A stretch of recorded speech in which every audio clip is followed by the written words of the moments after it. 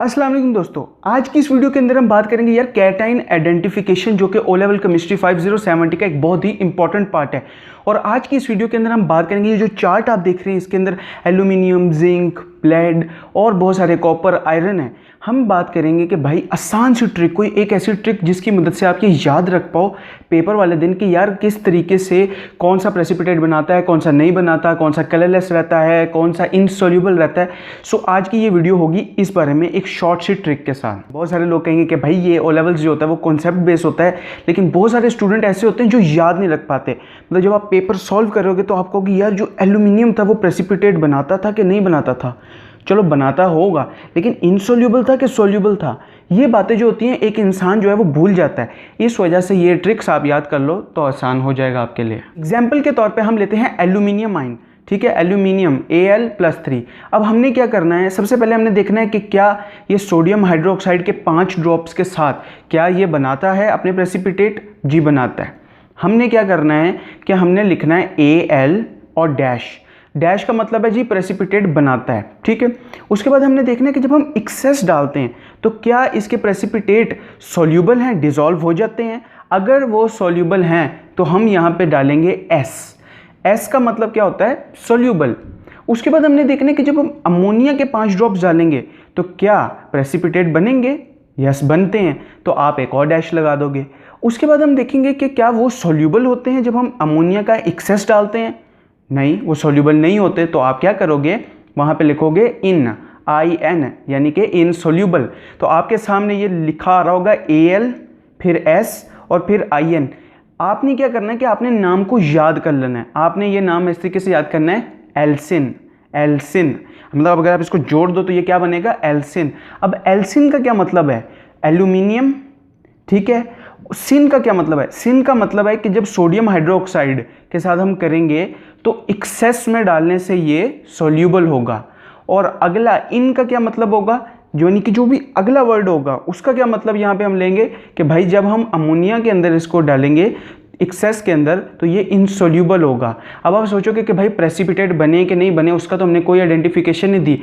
यार सिंपल सी बात है, प्रेसिपिटेट बनेंगे तो वो सॉल्यूबल या इनसॉल्यूबल होंगे ना। अगर बनेंगे ही नहीं तो हम लिखेंगे कुछ भी नहीं, ना सॉल्यूबल ना इनसॉल्यूबल।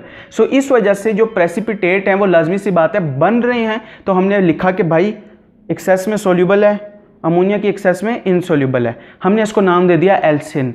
अब आप इस नाम को किस तरीके से याद रखो, जैसे लेड को याद रखते हो। लेड क्या है, LEAD, लेकिन आप क्या पढ़ते हो, पीबी है ना, मतलब होना चाहिए था LE, लेकिन उसका क्या नाम है, उसका सिंबल क्या है, PB। तो आप याद रख लेते हो। तो इसको आप सिर्फ पेपर वाले दिन के लिए आप ये याद रखो, एल्यूमिनियम का मतलब एल्सिन का क्या मतलब होगा भाई, सॉल्यूबल और इनसॉल्यूबल, आपको याद हो जाएगा। दूसरी हम एग्जांपल लेते हैं, मान लो हम ले लेते हैं जिंक की। अब जिंक जो है वो क्या करता है, प्रेसिपिटेट बनाता है, ठीक है। सबसे पहले हमने लिखा Zn, उसके बाद वो प्रेसिपिटेट सोडियम हाइड्रोक्साइड की एक्सेस में सॉल्यूबल होते हैं, तो हमने साथ में डाल दिया S। उसके बाद हम देखते हैं कि वो अमोनिया के साथ प्रेसिपिटेट बनाता है, हमने डैश डाला। फिर हम देखते हैं कि वो उसमें भी सॉल्यूबल है, तो हमने एक और S डाला। तो इसका नाम क्या बन गया, जिंस यानी 2S। इसका क्या मतलब है कि जिंक जो है वो सॉल्यूबल है, उसके प्रेसिपिटेट सॉल्यूबल हैं सोडियम हाइड्रोक्साइड की एक्सेस में भी और सॉल्यूबल हैं अमोनिया की एक्सेस में भी। अब यहाँ पे आप सोचोगे कि भाई यार ये क्या मतलब, ये तो सिंपल है। मतलब ये जो जैसे कैल्शियम है उसका क्या होगा, अमोनियम का क्या होगा, मैं आपको बताता हूँ। कैल्शियम की हम एग्जाम्पल लेते हैं। कैल्शियम के लिए हमने सबसे पहले लिखा Ca। उसके बाद हम देखते हैं कि वो प्रेसिपिटेट बनाता है। यस वो बनाता है, किसके साथ, सोडियम हाइड्रोक्साइड के साथ। आपने लगाया एक डैश। उसके बाद क्या वो सॉल्यूबल हैं, तो वो सॉल्यूबल नहीं हैं, तो हम यहाँ पे क्या डालेंगे, IN यानी कि काइन। उसके बाद हम देखेंगे कि क्या वो आगे अमोनिया के साथ प्रेसिपिटेट बनाता है, नहीं बनाता। क्या वो एक्सेस में बनाता है, लाजिम सी बात है, प्रेसिपिटेट ही नहीं बनाया तो आगे क्या बनाएगा, तो आपने डाल देना है डबल डैश। तो इसका नाम क्या हो गया, काइन। अब आप जब भी काइन आपको याद होगा, जब आपके पेपर में आएगा कि भाई कैल्शियम जो है वो दोनों के साथ रिएक्ट करता है कि नहीं करता, तो आप क्या देखोगे, आप देखोगे यार काइन, कैल्शियम पहली स्टेज के अंदर इनसॉल्यूबल है और दूसरी स्टेज में हमने डैश की वजह से कुछ भी नहीं है, यानी कि नो रिएक्शन। लास्ट हम करते हैं आयरन की। आयरन F3 की कर लेते हैं। चलो F3 पहली सोडियम हाइड्रोक्साइड के साथ प्रेसिपिटेट बनाता है, हमने डैश डाल दिया। फिर वो प्रेसिपिटेट जो हैं वो इनसोल्यूबल हैं, जी बिल्कुल इनसोल्यूबल हैं, तो हमने IN डाल दिया। उसके बाद वो अमोनिया के साथ प्रेसिपिटेट बनाता है, क्या वो सोल्यूबल है? नहीं, वो भी सोल्यूबल नहीं, इनसोल्यूबल। तो हमने क्या किया, FE डैश इन, फिर डैश, फिर इन। अब हम इन का स्क्वायर भी ले सकते हैं, मतलब वैसे ही अपनी याद करने के लिए, तो हम कहेंगे FE2 इन का स्क्वायर। या देखो, I know this sounds ridiculous, I mean seriously man, ये अजीब सा लगता है, पर ऑनेस्ट विद यू, अगर आप ये टेबल जो आप देख रहे हो जो मैंने बनाया, ये मैंने एक्चुअली नहीं बनाया, ये एक इंग्लिश की वीडियो थी जो कि यहाँ पे टॉप पे आ रही होगी या लिंक में आप देख लेना, उन्होंने ये बनाया है। लेकिन अगर आप ये याद कर लेते हो तो it is going to be easy to remember for you. Instead बजाय आपको कि भाई प्रेसिपिटेट बनाता है, इनसोल्यूबल है, सोल्यूबल है, भूल जाओगे, लेकिन नाम याद कर लिया तो नहीं भूलोगे। यहाँ स्क्रीन के ऊपर आपको एक नाम नज़र आ रहा है, मुझे बताओ इसका मतलब क्या है। एग्जैक्टली अगर आप समझ गए, Cu मतलब कॉपर, इनसोल्यूबल का क्या मतलब है कि जब आप एक्सेस डालोगे सोडियम की, इनसोल्यूबल है। और आगे S का क्या मतलब है कि जब आप अमोनिया के साथ एक्सेस कराओगे तो क्या बनेगा आपका सोल्यूबल। तो हमने इसको क्या नाम दिया, क्वींस, ठीक है।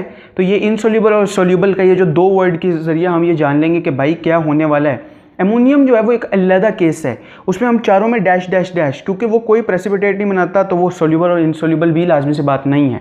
उसके लिए हम उसको हीट करते हैं सोडियम हाइड्रोक्साइड के बाद, और उससे वो अमोनिया बनती है और उसका वो लिटमस पेपर से टेस्ट होता है, तो वो एक डिफरेंट चीज़ है।